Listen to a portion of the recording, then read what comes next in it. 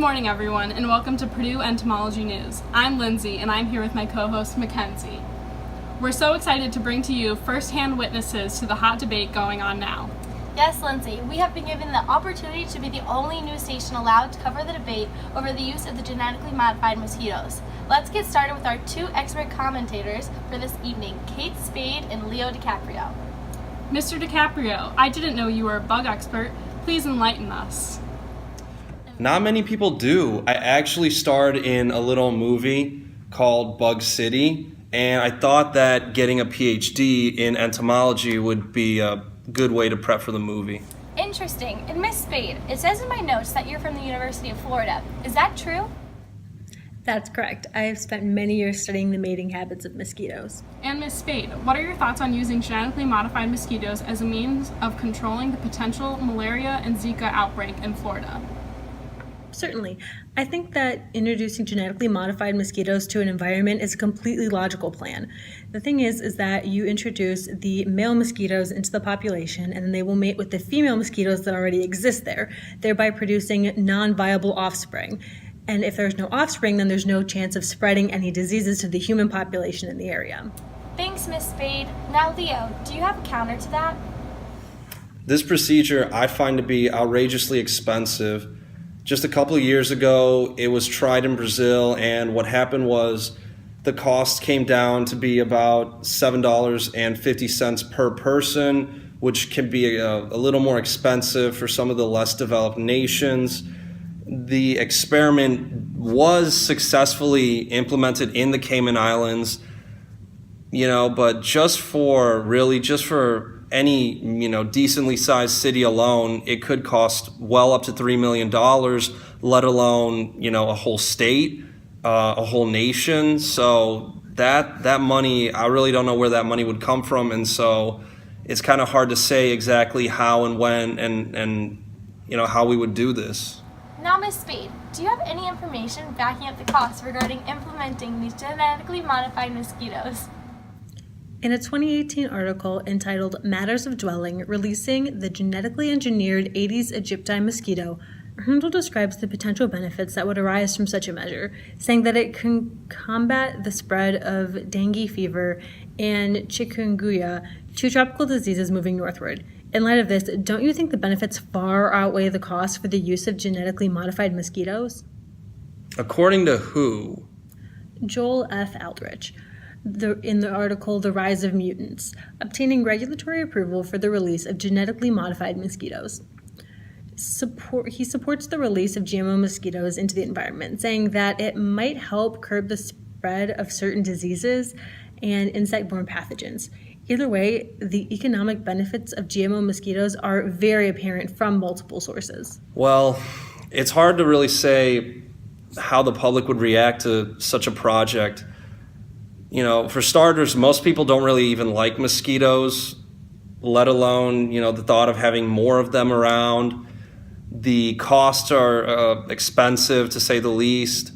And I don't know if people would really enjoy their taxpayer dollars going to fund a project of this sort. And that kind of makes it really hard to anticipate and predict their reaction. So, there's always that boundary, there's always that issue, and it's really hard to say what the best route is, what the best, direction would be. That's why the public needs to be educated about these measures before they're put into place. A town hall or a pamphlet would suffice. Do you really think that a couple of pamphlets or a town hall meeting would be enough to educate the public on this very rather complex issue? I mean, there's so much to consider, really. It's hard to say where this would go. Just all those extra mosquitoes could, very well end up vectoring more diseases that that were unintended, and that could have consequences, and people could panic. And so I'm still a little on the edge here. Especially since this policy has the ability to render pesticides redundant. What about research? I mean, is this really even safe to consider? Absolutely. Over 171 countries, including the United States, are subject to the Cartagena Protocol, a set of guidelines that stipulate safety procedures in the use of genetically modified organisms. I see. Yeah, okay. That's all very interesting. Thank you both for allowing us to Skype in with you while you debate. And now to Allison for the public's All right, opinion. thanks guys. I'm out here at Purdue Co-Rec asking students and pedestrians alike what their information is on GMO mosquitoes at the moment. All right. What do you know about the Zika virus? Nothing. Okay. Well, the Zika virus is a virus that is spread through mosquito bites, originating from the southern hemisphere, and includes symptoms such as birth defects in pregnant women and mild symptoms of a cold. Second question, what can you tell me about GMO mosquitoes? Not much. Okay. Well, they're genetically modified organisms developed to combat the spread of mosquito-borne diseases such as Zika and malaria. They're a relatively new technology and are slightly higher priced than your average vaccination, but have great potential for disease control and insect population. Knowing this, would you support the release of GMO mosquitoes where you live? No. Okay. What do you know about the Zika virus? Not really much. I know that it involves pregnancy. Typically, whenever the child's born, it has ramifications for the child and the mother. Yes. It's common in, I believe, Southern America and maybe Africa. That might be a stretch. But I know, I'm not really sure how it's transmitted. I think it's mosquitoes, maybe. Yeah, definitely. That's about all I know about it. Okay, so let me do the spiel. So it's essentially a virus that is spread through mosquito bites, so you were right, originating from the southern hemisphere, also right, and includes symptoms such as birth defects in pregnant women and mild symptoms of a cold, so both the mother and the child. What can you tell me about the GMO mosquitoes? The GMO mosquitoes. GMO mosquitoes, essentially. As in genetic modification. Yeah. I didn't know they were GM mosquitoes. Yeah. So they're genetically modified organisms developed to combat the spread of mosquito-borne diseases such as Zika and malaria. They're a relatively new technology and are slightly higher priced than your average vaccination, but have great potential for disease and insect population control. So knowing this, would you support the release of GMO mosquitoes where you live? I would have to know more about it. Okay. I'd have to, obviously it's not really pertaining to me necessarily, but I would have to know more about potential ramifications, consequences that may result in this due to the other effects it may have on the rest of the ecosystem, such as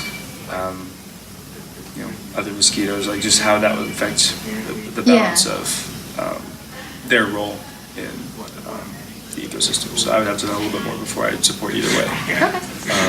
But prematurely, the thought sounds Sounds proactive. good. It sounds like it would be something that would be worth at least investigating and getting a little more research on. All right. Well, thank you for your time. What do you know about the Zika virus? I know that it can cause like birth defects, Okay. I believe, but that's pretty much it. All right. Well, the Zika virus is a virus that is spread through mosquito bites originating from the southern hemisphere and includes symptoms such as birth defects in pregnant women and mild symptoms of a cold. Okay? And what can you tell me about GMO mosquitoes? I didn't know they were a thing, Okay. so that's new. Well, GMO mosquitoes stands for genetically modified organisms, and they're developed to combat the spread of mosquito-borne diseases such as Zika and malaria. They're a relatively new technology and are slightly higher priced than your average vaccination, but have great potential for disease and insect population control. Knowing this, would you support the release of GMO mosquitoes where you live? What are there any like downsides to this? Well, so it's kind of like modifying the male mosquito, and so they can't reproduce. But that does mean there's a little bit more mosquitoes, but it's that they're sterile, so there's no disease spreading, and they can also be used as a population control. Okay. So it actually reduces the. Okay, then yeah, it's cool. All right, thank you very much for your time. Thanks, Allison. So there we have it. GMO mosquitoes are safe and a well-researched way of controlling and monitoring diseases. We've been joined in the studio today by Mr. Johnny Rico. Mr. Johnny Rico has something to say to us. The only good bug is a dead bug. Oh, okay. Thanks, Mr. Rico. And thank you to all the students who let Allison interview them today. And thank you to Kate and Leo for their great debate regarding genetically modified mosquitoes. We will see you all tomorrow. I'm Lindsay. And I'm Kenzie, and we're signing off for today.